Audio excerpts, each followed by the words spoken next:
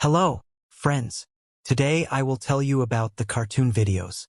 In ancient times, a powerful Queen Juliana lived in the north. She possessed magic and intended to conquer the whole world. To this end, she gathered a huge army. Juliana gave birth to a son and named him Nekron.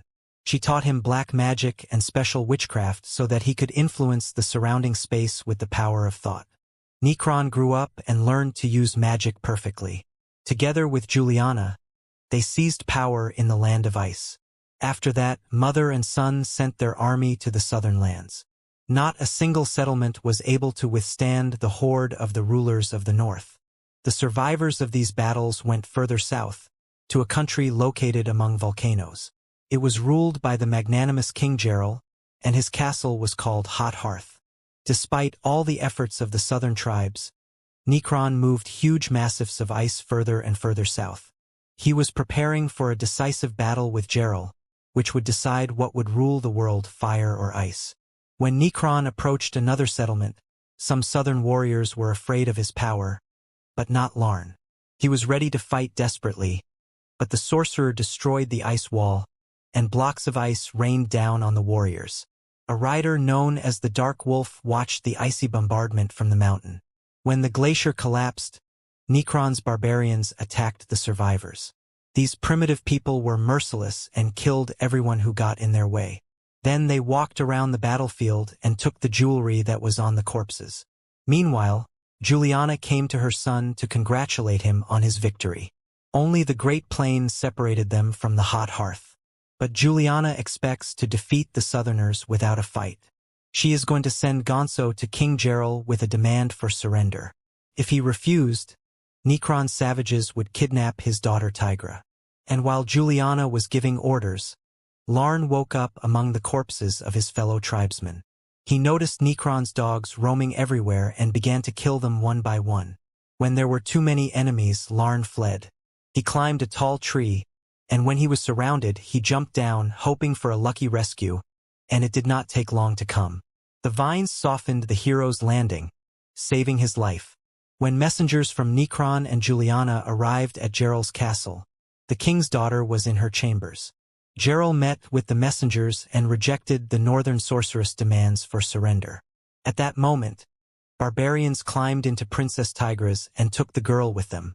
Realizing that the tiger has been kidnapped, Gerald and his son Taru kill the messengers and send them in pursuit of the kidnappers riding on flying lizards. Although there was little hope that the princess would be spotted from the air, Gerald himself remains in the castle to await an attack from the north. He understands that war will definitely begin now. When Nekron's dogs stopped to rest and drink water, they pushed the princess into a small pond. She realized that she had a chance to escape, so the tiger weakened the kidnappers' vigilance, showing them her curves, and then dived under the water and swam away. Having emerged on the other side of the pond, she fled. Having come to their senses, the savages rushed in pursuit. The tiger hid in the hollow trunk of a fallen tree, and when Nekron's minions were about to find her, one of them was attacked by a giant plate-eating insect, and they fled in fear. At that moment, her father's men were flying over the swamps where Tigra found herself, but they did not see her. Larn was also nearby, and he even finished off one of the savages when they passed by. Tigra wandered for a long time through foreign lands until she found herself on the shore of another pond. Here, Nekron's dogs overtook her, but when they tried to grab the princess, a lizard jumped out of the water and devoured the scoundrels. However, not all of them ended their lives in the monster's stomach. One of the enemies survived and tried to attack the princess. Tigra had to grab a branch and stab him. Juliana appeared to the surviving barbarians in the form of smoke. Having learned that Tigra had escaped, she ordered them to find her. And so that the savages would accurately carry out their orders, she killed one of them for letting the princess go. Wandering along his way, Larn met a small pack of wolves. They pounced on him, sensing easy prey. Larn had a spear with him, and he used it as a pole for jumping. Having jumped over the pack, Larn escaped, and the predators rushed after him. When he was cornered, he took out a knife and began to fight back, but the wolves were already fewer. The mysterious rider killed one using a bow and arrow. The remaining two were in no hurry to attack. They hung around for a while and then left. Larn went on.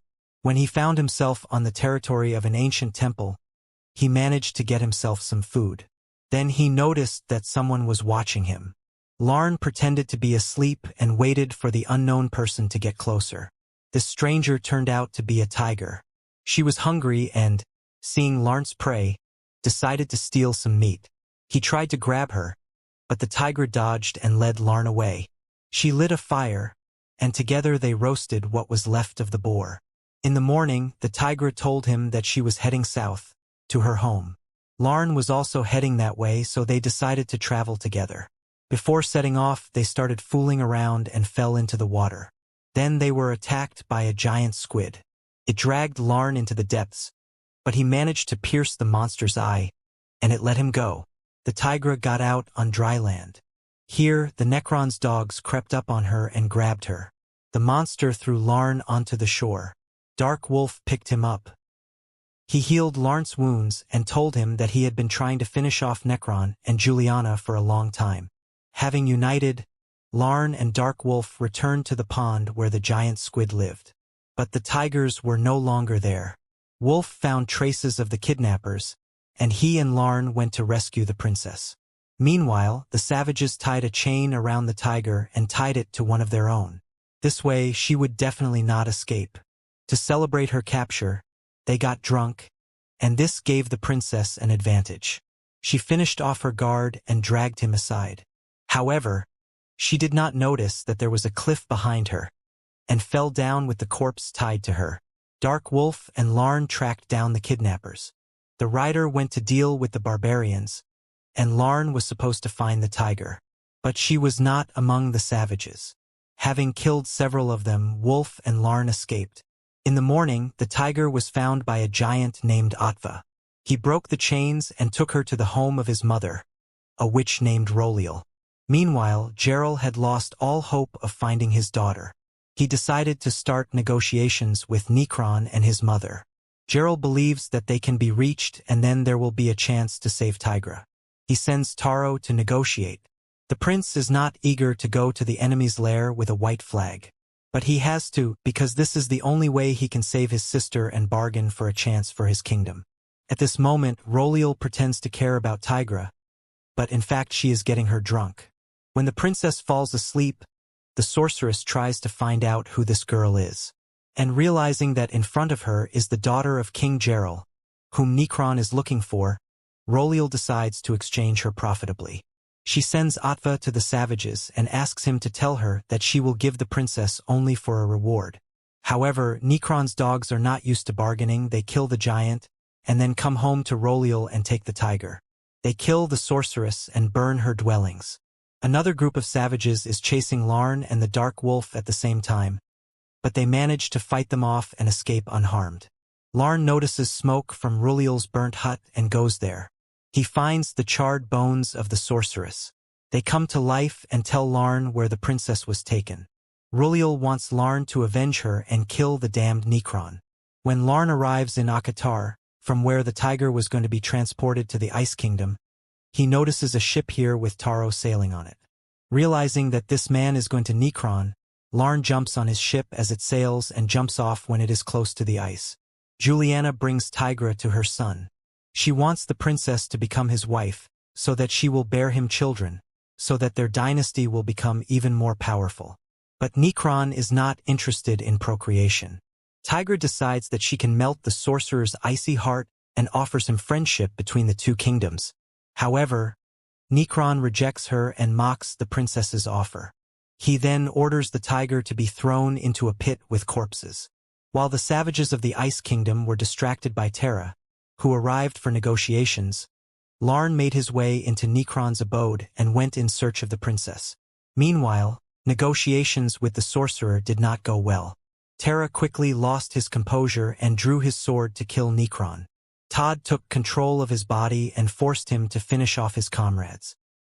He then ordered the blade to be plunged into his body, and Taro obeyed. The corpses were thrown into the same pit where the tiger was. Seeing her brother's body, she screamed in despair. At that moment, Larn tried to kill Nekron, but Todd was ready for his attack. The sorcerer decided to have some fun and fought with Larn with swords. The hero wounded him, and then Nekron locked Larn in a dungeon. Tigra saw this and tried to free him, but she was captured by one of the sorcerer's savages. Unmittelbar Danik Betrat and Ander Wilder Larn Zimmer. Der held Schlug in Nieder Uendi Ranti Devon. Nekron schickt sein Hundaufen los, Doc Ian Dunkler Wolf half Larn Dabi. MIT Seinen Verfalgen Fertig zu werden.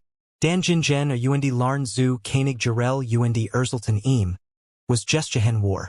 Sie Schlugen vor, das Schloss des Zauberers auf Fliegenden Echsen zu erobern, damit sie ein Chance hatten. Die Prinzessin zu finden Uendi zu retten. Gerald ist mit diesem Plan einverstanden Uendi nach dem Alles sein Pterodactylus Flugzeug die Berg verlassen haben, beginnt sich auf den Krieg vorzubereiten. When Nekron zu nahe kommt, muss die Eisberg de Feinde mit Lava schmelzen. Der Plan mit den Fliegenden Echsen funktioniert, obwohl vom gesamten Trupp nur Dark Wolf Uendi Larn am Leben bleiben. Der Wolf sieht aus, gegen Nekron zu kämpfen, Uendi totet in. Gelingt ihm, der Magie des Zauberers zu widerstehen Uendi nur dadurch gewinnt den Kampf. An diesem Punkt befiehlt Gerald, die Lavakammer zu öffnen, Uendi ihr Stromschmelzen Nekrons Eisglas, das sich in der Nähe der Wanda de heißen Herdes befindet. Larn Uendi Tigra entkommen auf der Fliegenden Ex, mit der Larn Heirer Geflogen ist.